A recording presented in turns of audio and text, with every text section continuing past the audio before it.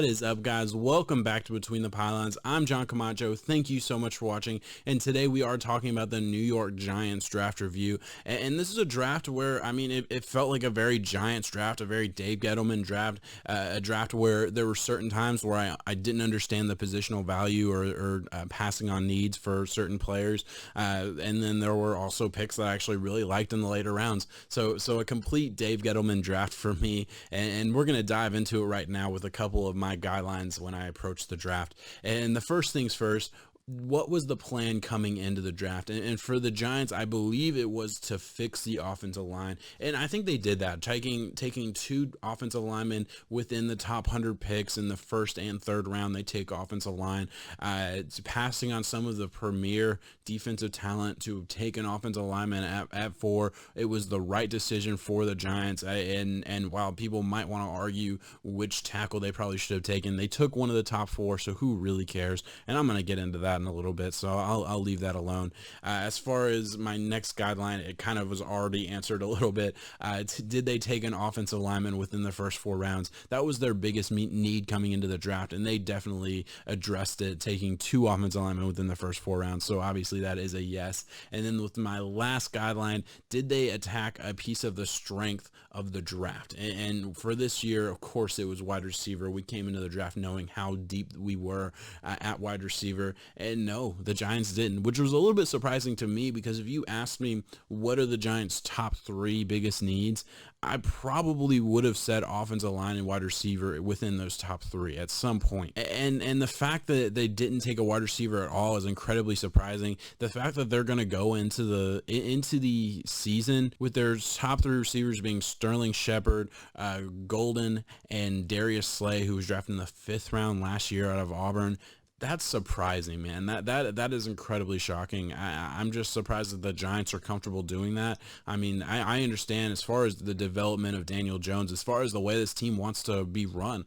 They have a premier running back with Saquon Barkley, and now they're adding to that offensive line, and it's kind of clear the way they want to play football this year is going to have to be through the run game, and that's okay. I think that's an admirable kind of situation they were in. You can't fix every position, but at the end of the day, not grabbing one of the wide receivers in the 6th, 7th, 5th round, somewhere in that ballpark, still surprising. They didn't have to go after one of the premier guys. They could have gotten a guy that just fell that was still really good. That would have worked out just fine for the Giants. And the fact that they didn't do that was obviously a little bit surprising to me. So with all that being said, let's get into their picks within the first 3 rounds. And at pick number 4 overall in the first round, they do take Andrew Thomas, passing up on some of the premier talent on the defensive side of the ball, and instead taking the Georgia tackle. And this is a guy that, of the 4 top tackles coming into this class, I believe Andrew Thomas probably had the highest floor. This is one of those guys that was can't miss. Now, is that ceiling incredibly high compared to the other 4?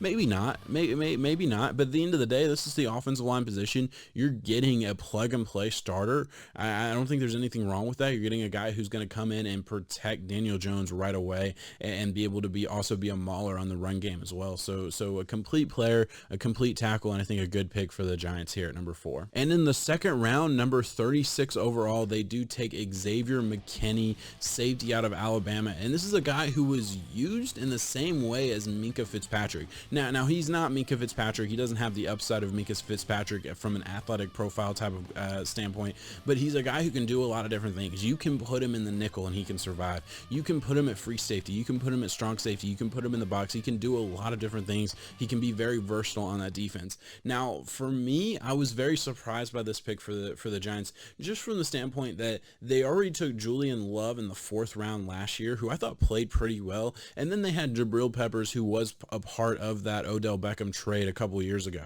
Now, Jabril Peppers was the 48th ranked safety according to PFF this year, so the fact that they might want to get an upgrade from Jabril Peppers doesn't surprise me too much. Jabril Peppers probably never should have been a first-round pick when he was originally drafted all those years ago, I believe in 2017. And now he's probably going to have to fight for his job with Xavier McKinney coming in here out of Alabama. And with the 99th overall pick in the third round, the Giants do take Matt Pert, offensive tackle out of UConn.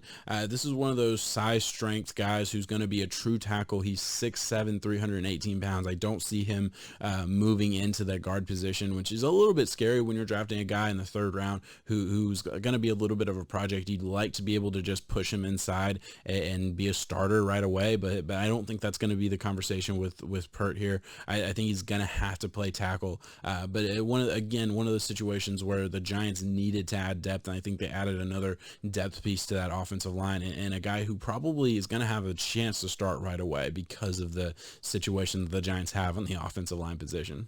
As far as draft day trades, Gettleman does what he always does and elects not to really make any draft day trades. He does not move from the positions that he came into this draft with. So that's just is what it is. They did have 4 7th-round picks, so I would have liked them to use some of those assets to maybe move up and get a guy that they liked, or maybe move down and add more assets somewhere along the way. But that just is what it is. Gettleman's not a guy who wants to manipulate the draft in any way from a trades perspective. So that's just something that I, as a draft nerd, just have to accept that he's probably not going to do that a whole lot. So that just is what it is. As far as my favorite move, I thought doubling up on tackle was the right decision for the Giants. This is a position of need. I always support teams coming into a draft and saying, we need to fix blank.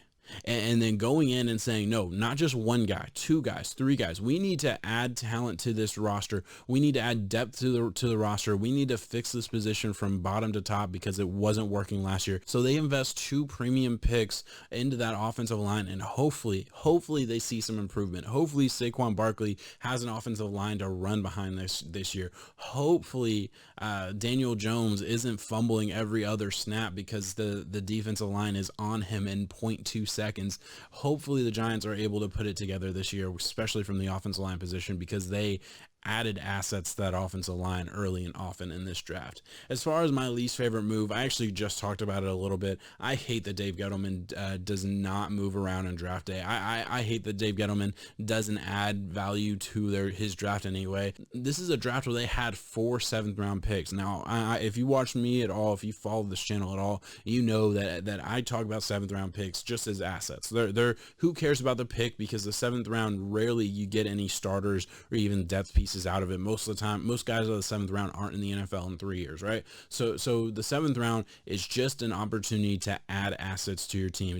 They're just trading pieces, in my opinion. But you had 4 of them and you didn't use any of them. You just sit and pick.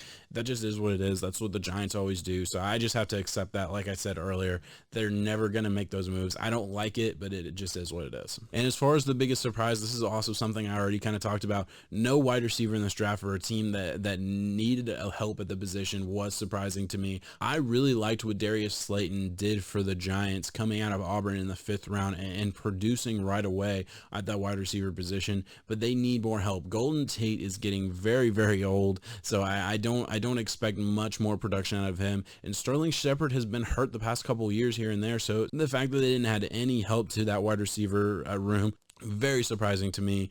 But it's one of those things where there's only so many picks that you can make, and the Giants just had to attack other positions. So I have to respect it from that standpoint. But all right, guys, as far as an overall grade for me, I am going to give this grade a B-.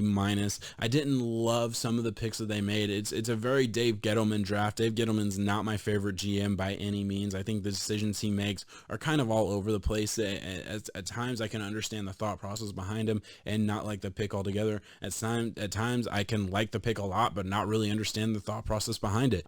So it's just one of those things with Dave Gettleman where I always love certain things and hate certain things. And at the end of the day, it rounds out to about a B-. So that's what I'm going to give the Giants here today. But all right, guys, thank you so much for watching. Please like and subscribe. Follow this channel for more NFL and football related videos. I'm going to be constantly putting out content about the draft, about fantasy football, stuff like that. So please like and subscribe for more videos. Leave a comment below. Let me know what you guys thought about this Giants draft class. Where was I wrong? Where was I right? What did you guys think? I'd love to hear your thoughts, and please check back for more videos soon. Peace out, guys.